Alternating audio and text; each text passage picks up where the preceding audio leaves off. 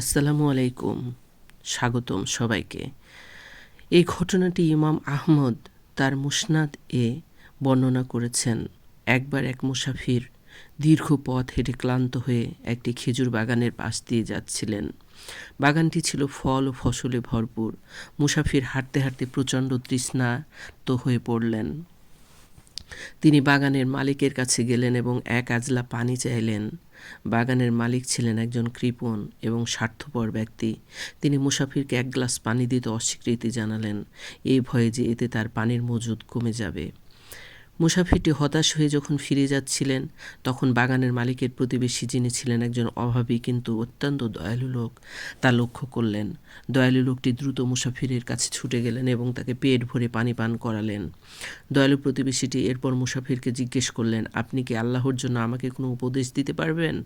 মুসাফির উত্তর দিলেন, আপনার কাছে যে এই ফলবান খেজুর গাছটি দেখছেন, এটি আমার কাছে খুব ভালো লেগেছে। আপনি কি এটি আমাকে আল্লাহর সন্তুষ্টির জন্য দান করবেন? প্রতিবেশী লোকটি অবাক হয়ে ভাবলেন, এই গাছটি তার পরিবারের আয়ের প্রধান উৎস। কিন্তু আল্লাহর পথে কিছু দান করার সুযোগ পেয়ে তিনি লোভ সংবরণ করতে পারলেন না। তিনি মুসাফিরকে বললেন, ঠিক আছে, আমি আল্লাহর সন্তুষ্টির জন্য এই গাছটি আপনাকে দান করলাম। মুসাফির তখন তার আসল পরিচয় প্রকাশ করলেন। তিনি ছিলেন সে সময়ের একজন আল্লাহর ওলি বা আল্লাহর নৈকট্য লাভকারী মানুষ। কারো কারো মতে তিনি একজন নবী ছিলেন। প্রচলিত বর্ণনায় তিনি অলি হিসাবে পরিচিত ছিলেন। অলি মুসাফিরটি আল্লাহর কাছে দোয়া করলেন এবং দয়ালু প্রতিবেশীকে বললেন, আল্লাহ আপনাকে এই ত্যাগের জন্য এর চেয়েও বহুগুণ উত্তম প্রতিদান দেবেন।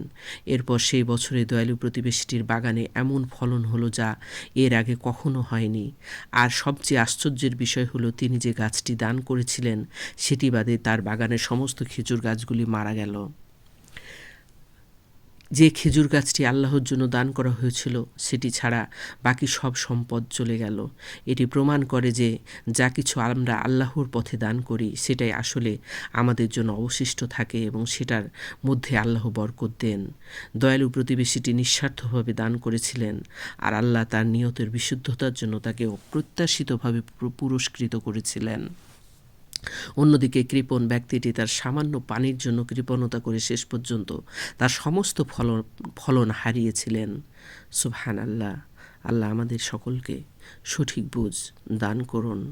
আমিন। আসসালামু আলাইকুম ওয়া রাহমাতুল্লাহি ওয়া বারাকাতুহু।